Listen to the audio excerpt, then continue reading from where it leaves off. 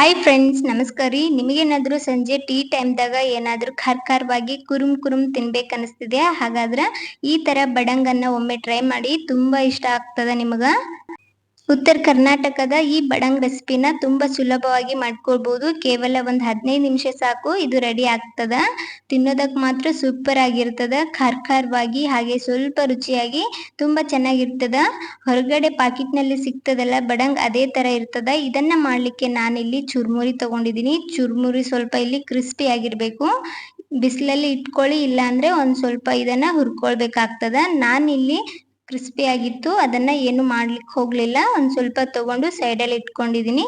ಈ ಕಡೆ ಒಂದ್ ಪಾತ್ರೆಗೆ ಎಣ್ಣೆ ಹಾಕೊಂಡು, ಎಣ್ಣೆ ಕಾಯ್ದ ನಂತರ 1 ಬೌಲ್ನಷ್ಟು ಶೇಂಗಾ ಹಾಕೊಂಡಿದೀನಿ. ಶೇಂಗಾನ ಚೆನ್ನಾಗಿ ಹುರ್ಕೊಳ್ಳೋಣ. ಗ್ಯಾಸ್ನ ಮೀಡಿಯಂ ಫ್ಲೇಮ್ ಅಲ್ಲಿ ಇಟ್ಕೊಂಡು ಶೇಂಗಾ ಚೆನ್ನಾಗಿ ಹುರ್ಕೋಬೇಕಾಗ್ತದ. ಇವಾಗ ಶೇಂಗಾ ಏನ್ ಕಾಣ್ತಾ ಇದೆ, ಈ ತರ ಪಳ್ ಆಗ್ಬೇಕು. ಅಲ್ಲಿವರೆಗೂ ಇದನ್ನ ಚೆನ್ನಾಗಿ ಹುರ್ಕೋಬೇಕಾಗ್ತದ. ಒಂದ್ರೊಳಗ 2 ಹೋಳು ಆದಂಗ ಆಗ್ಬೇಕು. ಆ ತರ ಆಗೋವರೆಗೂ ಚೆನ್ನಾಗಿ ಹುರ್ಕೊಳ್ಳೋಣ. ಶೇಂಗಾ ಹುರಿಯುವಾಗ ಮಾತ್ರ ಗ್ಯಾಸ್ ಅನ್ನ ಹೈ ಫ್ಲೇಮ್ ಅಲ್ಲಿ ಇಡೋದಕ್ಕೆ ಹೋಗ್ಬೇಡಿ. ಗ್ಯಾಸ್ ಅನ್ನ ಆದಷ್ಟು ಲೋ ಫ್ಲೇಮ್ ಅಲ್ಲಿ ಇಟ್ಕೊಂಡು ಚೆನ್ನಾಗಿ ಹುರ್ಕೋಬೇಕಾಗ್ತದ. ಎಷ್ಟು ಚೆನ್ನಾಗಿ ಶೇಂಗಾ ಹುರ್ಕೋತೀವಿ ಅಷ್ಟು ಚೆನ್ನಾಗಿ ಬಡಂಗ್ ಕೂಡ ರೆಡಿ ಆಗ್ತದ. ಶೇಂಗಾ ಒಂದ್ ವೇಳೆ ಹೊತ್ತಿದ್ರ ಬಡಂಗ್ ಟೇಸ್ಟ್ ಕೂಡ ಚೆನ್ನಾಗಿ ಬರೋದಿಲ್ಲ.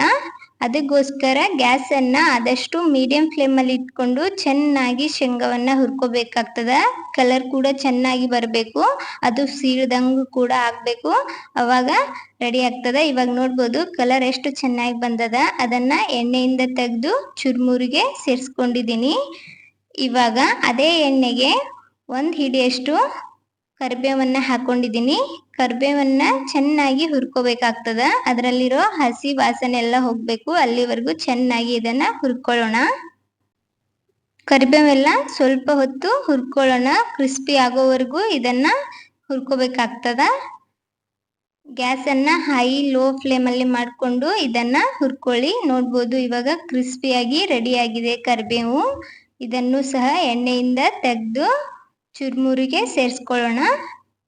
ಕರಿಬೇವು ಕೂಡ ಇದಕ್ಕೆ ಮೇನ್ ಇಂಗ್ರೀಡಿಯೆಂಟ್ ಅಂತ ಹೇಳ್ಬೋದು. ಅದನ್ನ ಮಿಸ್ ಮಾಡಲೇಬೇಡಿ.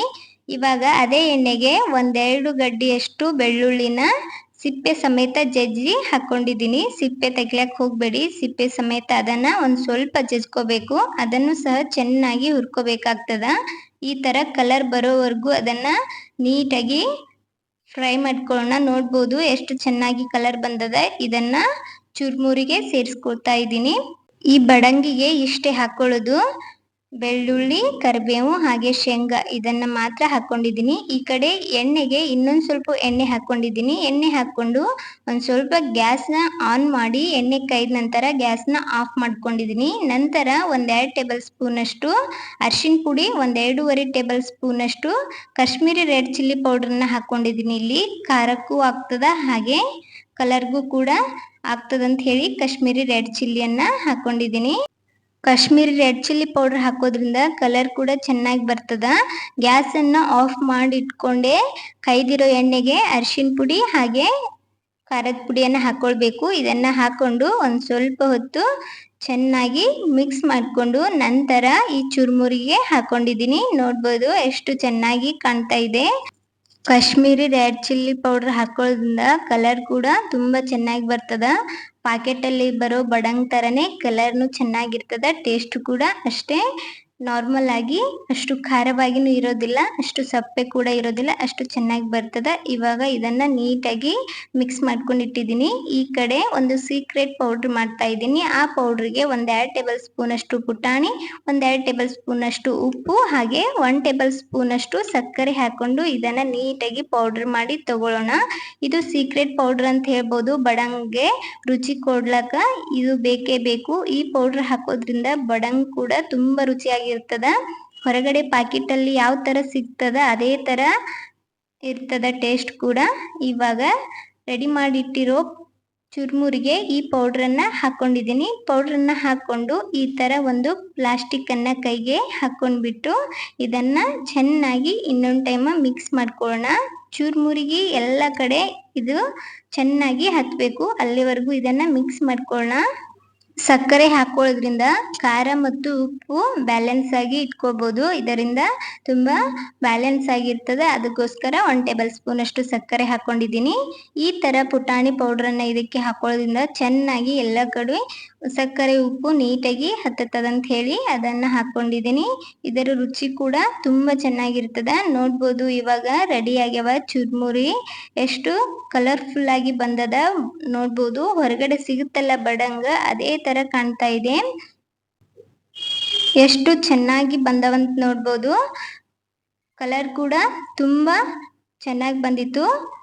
ಕ್ರಿಸ್ಪಿ ಕೂಡ ಅಷ್ಟೇ ಚೆನ್ನಾಗಿತ್ತು. ನಿಮ್ ಚುರ್ಮುರಿ ಕ್ರಿಸ್ಪಿಯಾಗಿ ಇಲ್ಲ ಅಂದ್ರೆ ಅದನ್ನ ಒಂದ್ ಸ್ವಲ್ಪ ಹೊತ್ತು ಮೊದಲೇನೆ ಹುರಿದಿಟ್ಕೊಳ್ಳಿ. ಇಲ್ಲಾಂದ್ರ ಒಂದ್ ಸ್ವಲ್ಪ ಹೊತ್ತು ಬಿಸಿಲಿಗೆ ಕೂಡ ಇಟ್ಕೊಳ್ಬಹುದು. ಇವಾಗ ಇದನ್ನ ಒಂದು ಪ್ಲೇಟ್ಗೆ ಸರ್ವ್ ಮಾಡ್ತಾ ಇದ್ದೀನಿ. ಬಡಂಗನ್ನ ಇಷ್ಟಪಡದೆ ಇರೋರೇ ಇಲ್ಲ. ಬಡಂಗ್ ತಿನ್ನೋಕ್ಕೋಸ್ಕರ ಹೊರಗಡೆಯಿಂದ ತರಿಸಿ ತಿಂತಾರೆ. ಅದರಲ್ಲಿ ಫುಡ್ ಕಲರ್ ಎಲ್ಲ ಯೂಸ್ ಮಾಡಿರ್ತಾರ. ಏನೆಲ್ಲ ಹಾಕಿರ್ತಾರೋ ಗೊತ್ತಿರೋದಿಲ್ಲ.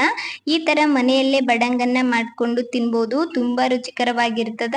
ಆರೋಗ್ಯಕ್ಕೂ ಕೂಡ ಒಳ್ಳೆಯದು.